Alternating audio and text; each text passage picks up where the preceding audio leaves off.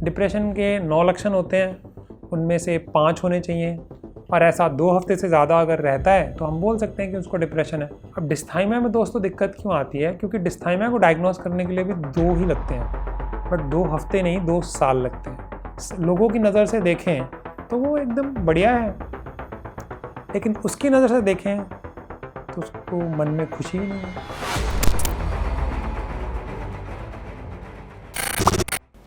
नमस्कार दोस्तों, इस वीडियो में हम समझने की कोशिश करेंगे कि एक इंसान जिसको डिप्रेशन है और एक इंसान जिसको डिस्थाइमिया है, इन दोनों में क्या फ़र्क है। वैसे तो ये इकट्ठे भी हो सकते हैं, बट उसके लिए हम अलग वीडियो में बात करेंगे।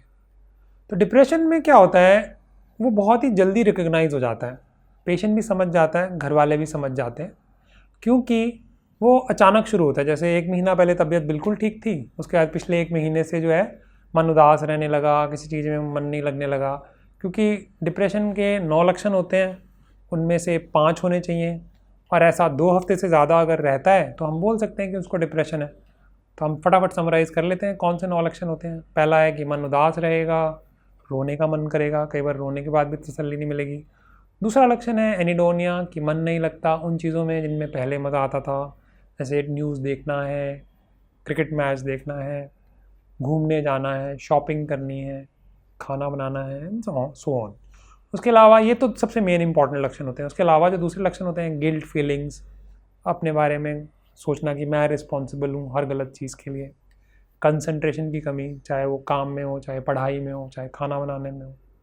उसके बाद थकावट या कमज़ोरी, उसके बाद भूख कम या ज़्यादा लगना, कई बार तो वज़न बढ़ ही जाता है डिप्रेशन में बजाय कम होने के, कम भी हो जाता है, कई बार 5% या उससे ज़्यादा वेट लॉस हो जाता है बुक्स के हिसाब से महीने भर में ही।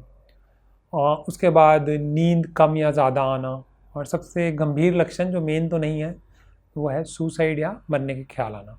तो अगर ऐसा कुछ है किसी को भी तो हम कह सकते हैं कि इनको डिप्रेशन। अब डिस्थाइमिया में दोस्तों दिक्कत क्यों आती है? क्योंकि डिस्थाइमिया को डायग्नोस करने के लिए भी 2 ही लगते हैं, बट 2 हफ्ते नहीं 2 साल लगते हैं।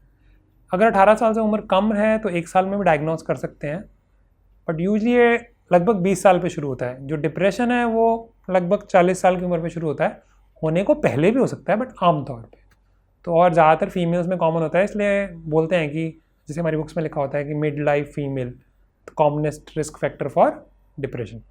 जो डिस्थाइमिया है वो लगभग 20 साल में शुरू हो रहा है और 2 साल तक रह रहा है, तो लोग ये पता ही नहीं लगा पाते कि उनको ये कोई परेशानी है भी या नहीं।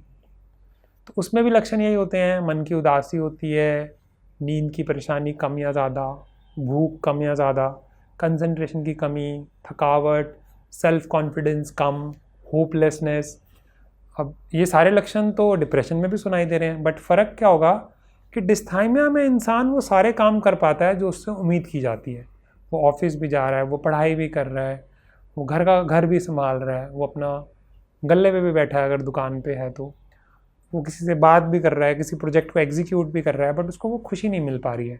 बट जो डिप्रेशन का इंसान है, जिसको अभी अभी डिप्रेशन हुआ है और वो पहले बिल्कुल ठीक था, तो पहले वो ऑफिस जा पा रहा था बट अब नहीं जा पा रहा, अब उससे काम ही नहीं हो रहा, तो बड़ी क्लियर कट है। इसलिए कई बार डिस्थाइमिया को हाई फंक्शनिंग डिप्रेशन भी कहते हैं, कि फंक्शनिंग में प्रॉब्लम नहीं है, लोगों की नज़र से देखें तो वो एकदम बढ़िया है, लेकिन उसकी नज़र से देखें तो उसको मन में खुशी ही नहीं है, उसको याद ही नहीं है कि वो हंसा कब था, ज़िंदगी में कब उसकी बाहर आई थी।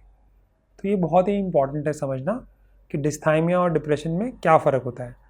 इम्पॉर्टेंट इसलिए है कि डिस्थाइमिया के लोगों में दिक्कत ये होती है कि ना तो वो समझ पाते हैं उनको कोई परेशानी है, ना ही उनके घर वाले समझ पाते हैं, ना ही उनको लगता है कि किसी डॉक्टर को दिखाने की ज़रूरत है। और अक्सर मैंने क्लिनिक पे ऐसा देखा है कि किसी फैमिली मेम्बर को ट्रीट किया और उसके बाद उसने अपने बारे में बात की और पता लगा उसको डिस्थाइमिया और वो ठीक हो गया। तो ये डिफरेंस होता है इन दोनों को समझने में।